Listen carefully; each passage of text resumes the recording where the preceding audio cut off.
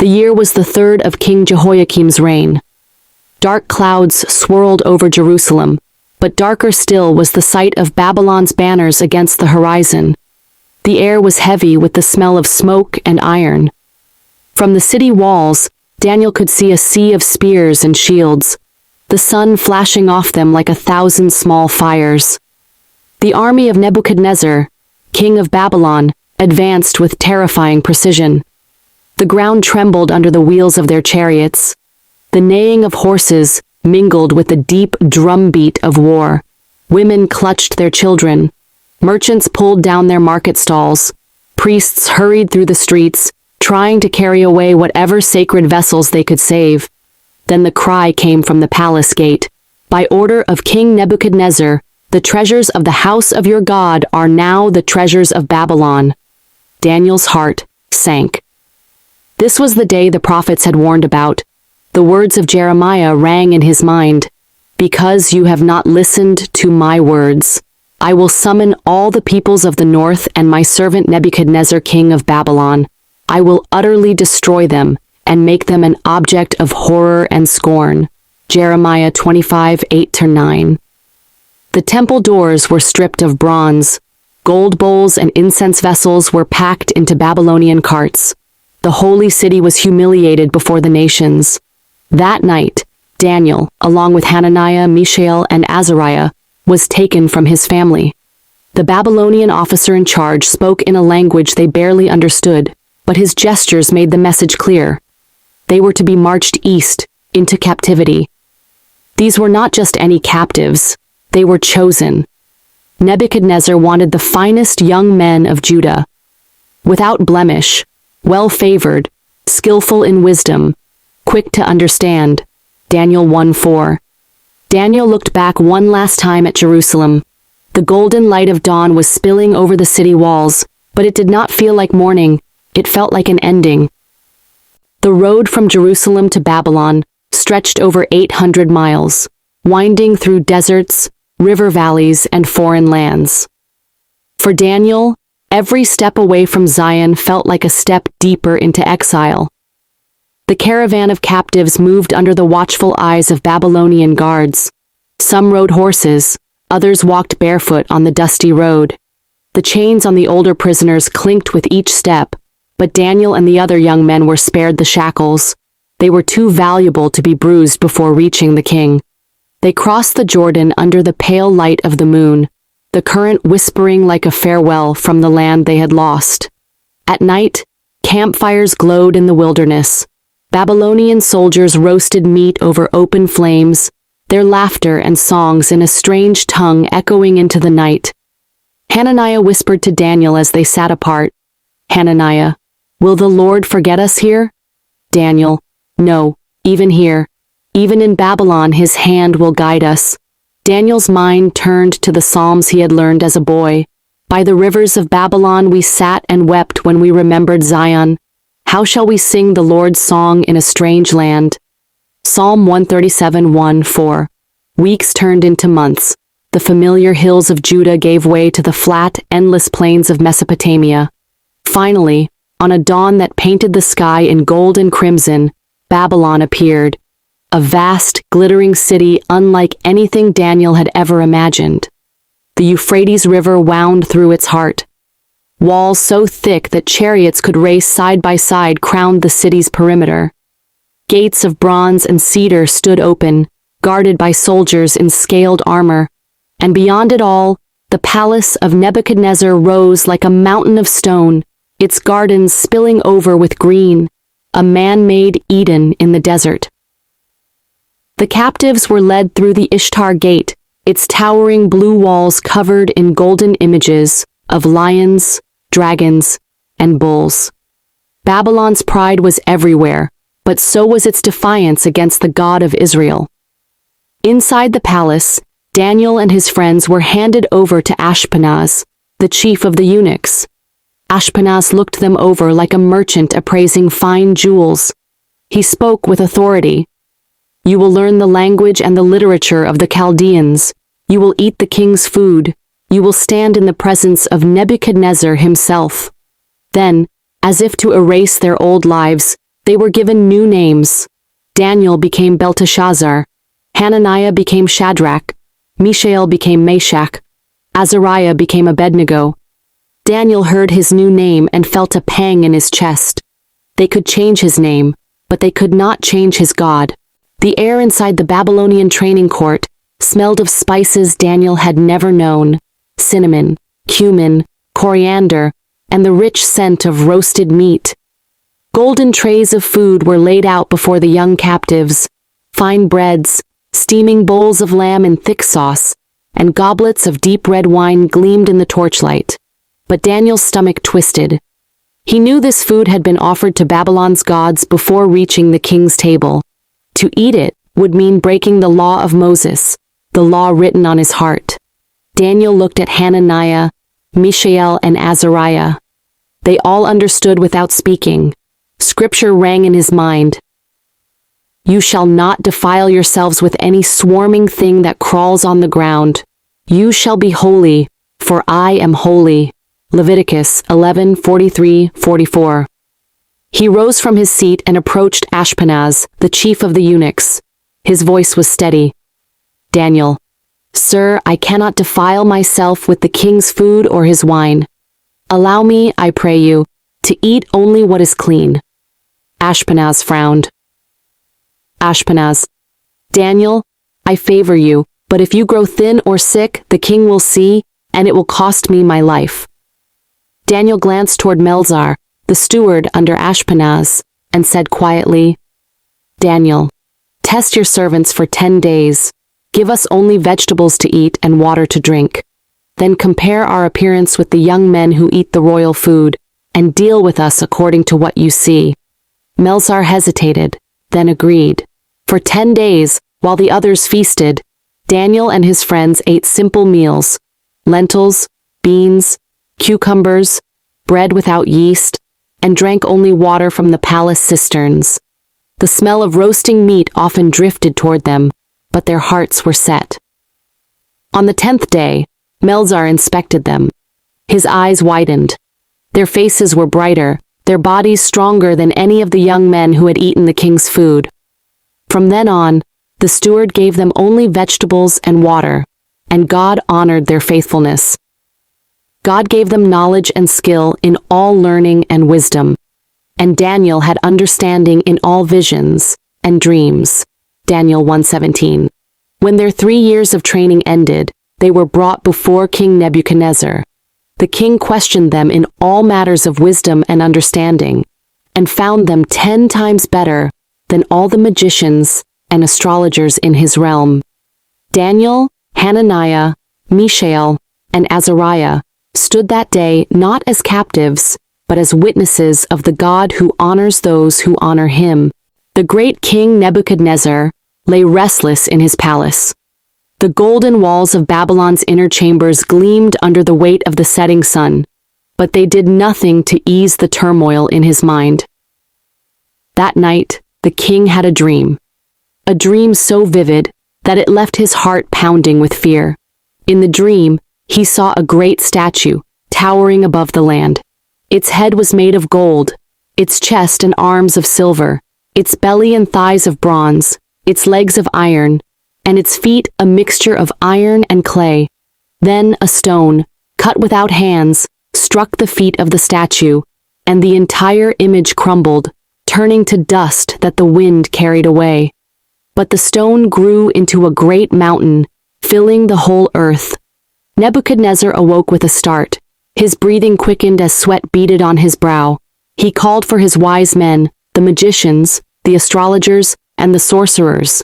They came before him, bowing low.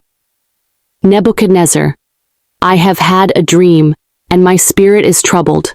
I want you to tell me what I have dreamed and what it means. If you cannot, I will have you torn limb from limb.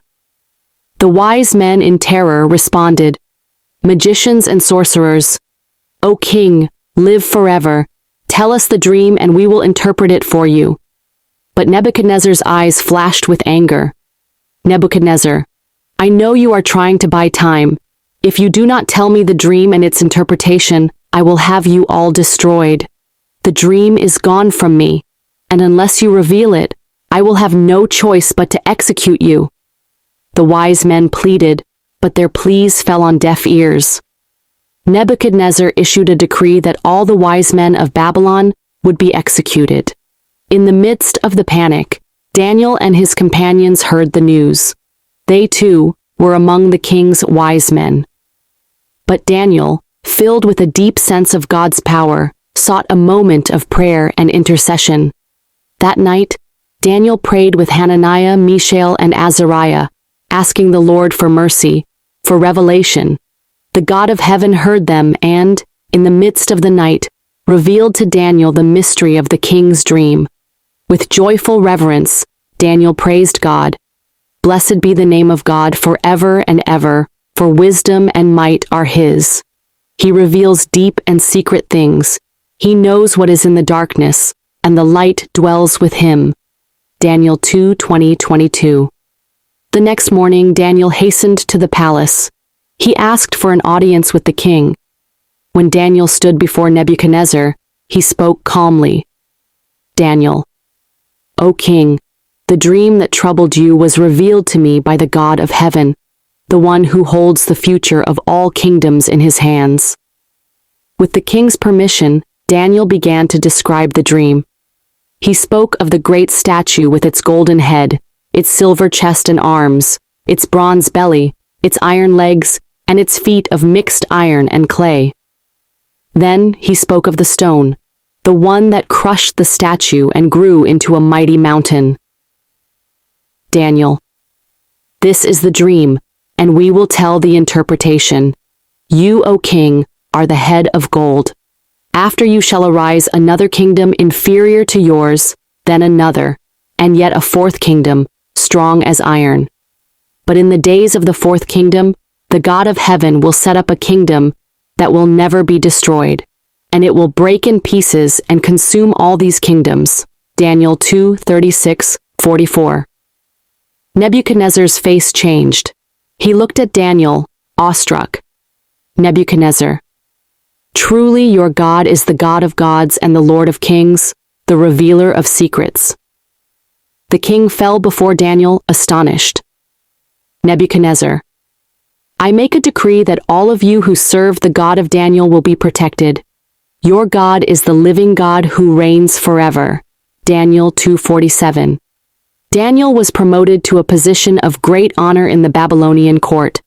King Nebuchadnezzar made him ruler over the province of Babylon and chief of the wise men. But Daniel, humble in spirit, gave credit to God for revealing the king's dream and its interpretation. The sun blazed down on the plains of Dura, where King Nebuchadnezzar had ordered the construction of a colossal golden image. It rose 90 feet high, shimmering like fire under the morning light. Its face was stern, its arms crossed, a monument to Babylon's pride. A royal herald stepped forward, his voice booming, "To you it is commanded, O peoples, nations, and languages, that when you hear the sound of the horn, flute, harp, lyre, psaltery, and all kinds of music, you shall fall down and worship the golden image that King Nebuchadnezzar has set up. Whoever does not fall down shall immediately be thrown into a burning, fiery furnace." Daniel 3:4-6. The music began. The crowd fell to the ground like waves before the wind, but 3 men remained standing: Shadrach, Meshach, and Abednego. Whispers rose like smoke. Officials hurried to the king. Accusers, "O king, live forever.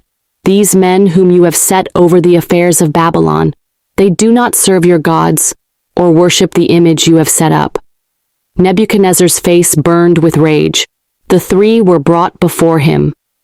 "Nebuchadnezzar, is it true you do not serve my gods? If you are ready to fall down and worship when you hear the music, good. But if not, you shall be cast into the fiery furnace. And who is the God who will deliver you from my hands?" Shadrach, Meshach, and Abednego spoke without fear. They said, "O Nebuchadnezzar, we have no need to answer you in this matter.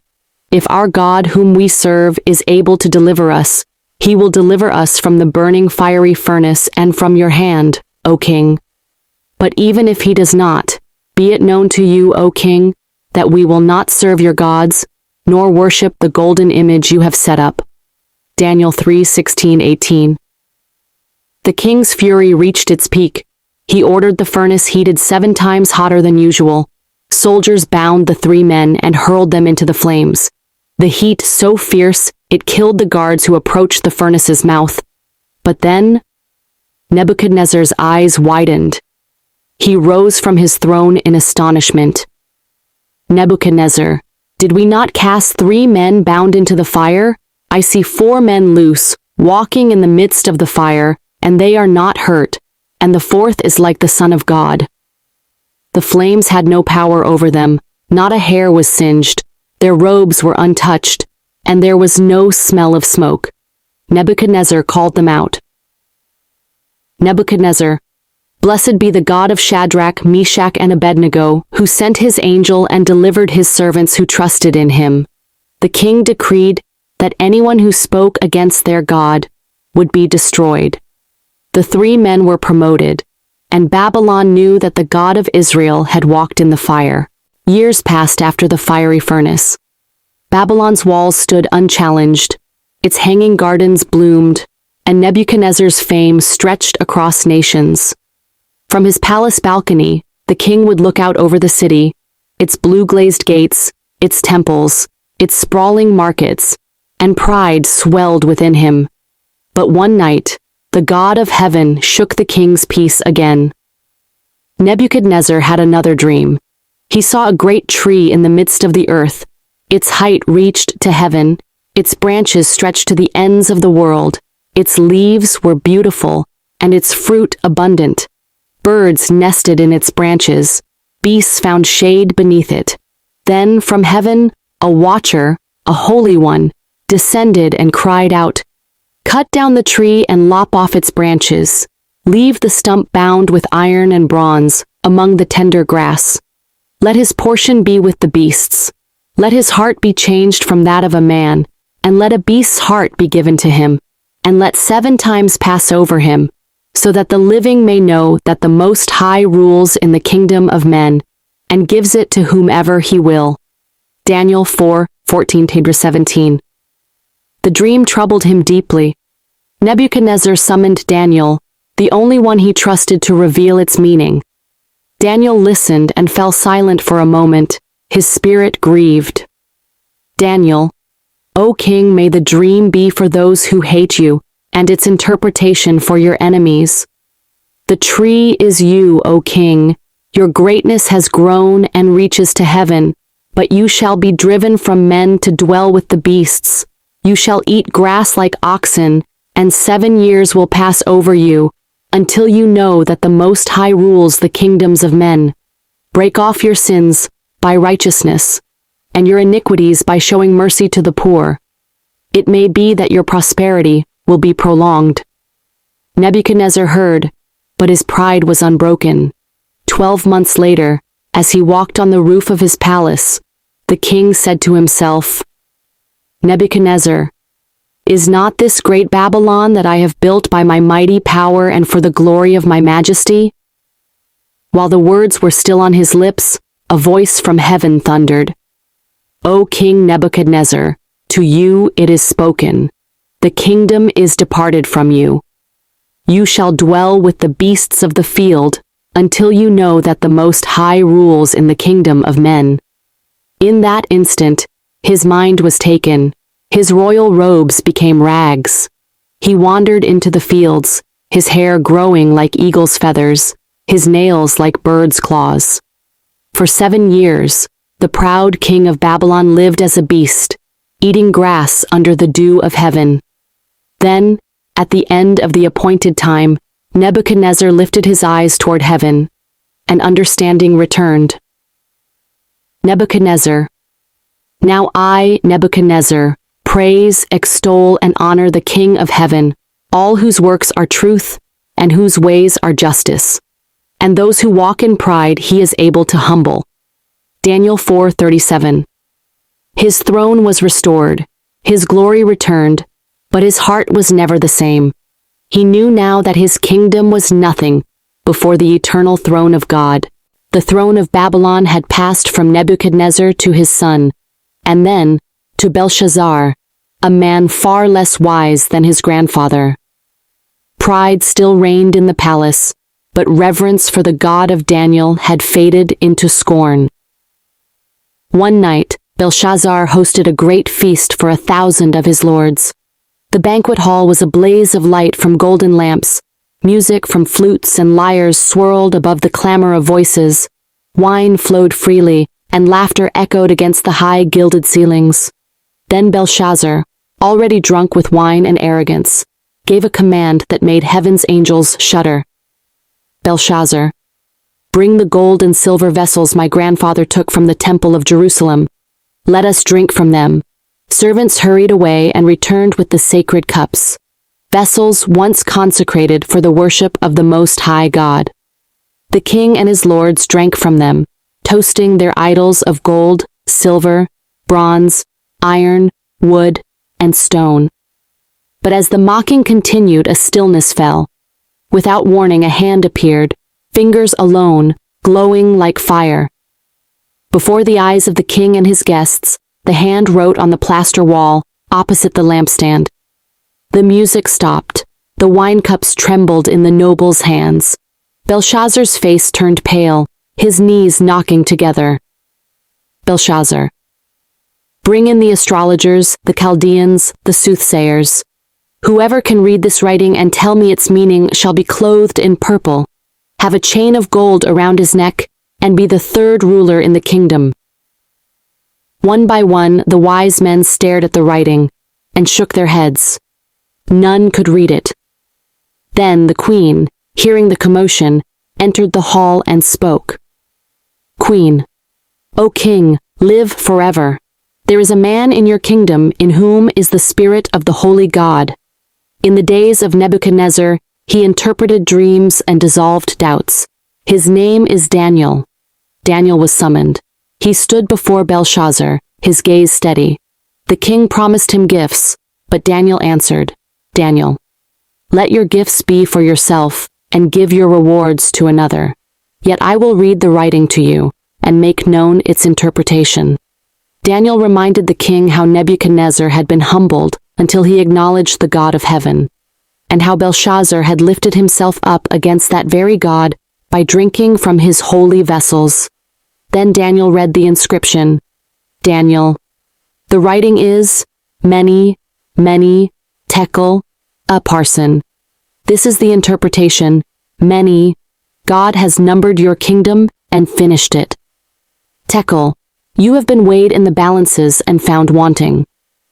Paris, your kingdom is divided and given to the Medes and Persians. Daniel 5:25-28. That very night, as the feast ended, the prophecy was fulfilled. The armies of Darius the Mede entered Babylon without a battle. Belshazzar, king of the Chaldeans, was slain. Under the new rule of Darius the Mede, the kingdom was reorganized into 120 provinces, each governed by a satrap. Over them were 3 administrators, and Daniel was the most trusted of all.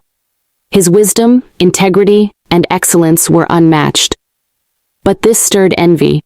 The other officials searched for a fault in Daniel's work, but they found nothing. Finally, they whispered among themselves, Conspirators, we shall find no charge against this Daniel unless we find it concerning the law of his God. They went to the king with flattery. Conspirators, O King Darius, live forever. Establish a royal decree that for 30 days no one shall petition any god or man except you, O king, under penalty of being thrown into the den of lions. Darius, unaware of their trap, signed the decree, a law of the Medes and Persians, which could not be changed. When Daniel learned of it, he did not hide. He went to his upper room, opened his windows toward Jerusalem, and 3 times a day he knelt to pray, giving thanks to God, just as he had always done. The conspirators caught him and hurried to the king. Conspirators, O king, Daniel pays no heed to you or your decree, but prays 3 times a day to his God. Darius was distressed, realizing he had been tricked. All day he sought a way to save Daniel, but the law was unchangeable. At sunset, Daniel was brought to the mouth of the lion's den. Darius, your God, whom you serve continually, he will deliver you. A stone was rolled over the entrance, sealed with the king's signet. That night, Darius could not sleep. He refused food, and at dawn, he ran to the den. Darius, Daniel, servant of the living God, has your God been able to deliver you from the lions? From the darkness came Daniel's voice, calm and clear. Daniel, O king, live forever. My God sent his angel and shut the lions' mouths, so they have not hurt me, because I was found innocent before him, and also before you. Darius was overjoyed. Daniel was lifted out, unharmed, not even a scratch upon him. The king then commanded that the conspirators and their families be thrown into the den. The lions overpowered them before they even reached the floor. Darius issued a new decree. In every dominion of my kingdom, men must tremble and fear before the God of Daniel, for he is the living God, steadfast forever. His kingdom shall not be destroyed. Daniel 6:26. In the later years of his life, Daniel was given visions unlike any he had ever known, scenes of kingdoms rising and falling, of battles yet to come, and of the eternal reign of God. One night, he saw 4 mighty beasts emerging from the sea, the first like a lion with eagle's wings, the second like a bear, raised up on one side, the third like a leopard with 4 wings and 4 heads, the fourth, terrifying and powerful, with iron teeth and 10 horns. As Daniel watched, a little horn rose among the 10, speaking proud and blasphemous words. But then the scene shifted.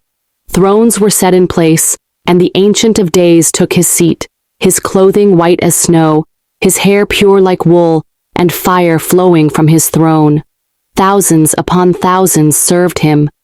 The court was in session, and the books were opened. Daniel saw the beasts judged and stripped of their power. Then, with the clouds of heaven, one like the Son of Man came before the Ancient of Days. He was given dominion, glory, and a kingdom that will never be destroyed, an everlasting rule over all nations and peoples. Daniel was deeply troubled by what he saw, and an angel explained, "The 4 great beasts are 4 kingdoms that shall rise from the earth, but the saints of the Most High shall receive the kingdom and possess it forever." In another vision, Daniel saw a ram with 2 horns and a goat with a single horn. The goat charged, shattering the ram's horns. From the goat's broken horn came 4 others, and from one of them arose a fierce king who opposed the holy people of God. Yet his power would be broken, not by human hands. Years later, Daniel prayed a fervent prayer for his people, confessing their sins and pleading for mercy. As he prayed, the angel Gabriel came with a message. 77s are decreed for your people to finish transgression, to put an end to sin, and to bring in everlasting righteousness. Daniel's final vision came by the Tigris River. A heavenly messenger described wars, rulers, and events that would happen long after Daniel's time. But the prophecy ended with a promise. At that time, your people shall be delivered, everyone found written in the book. Many who sleep in the dust of the earth shall awake, some to everlasting life, some to shame and everlasting contempt. Those who are wise shall shine like the brightness of the firmament, and those who turn many to righteousness like the stars forever and ever. Daniel was told to seal the book until the end of time. And though he would rest in death, he was assured, "You shall stand in your allotted place at the end of the days."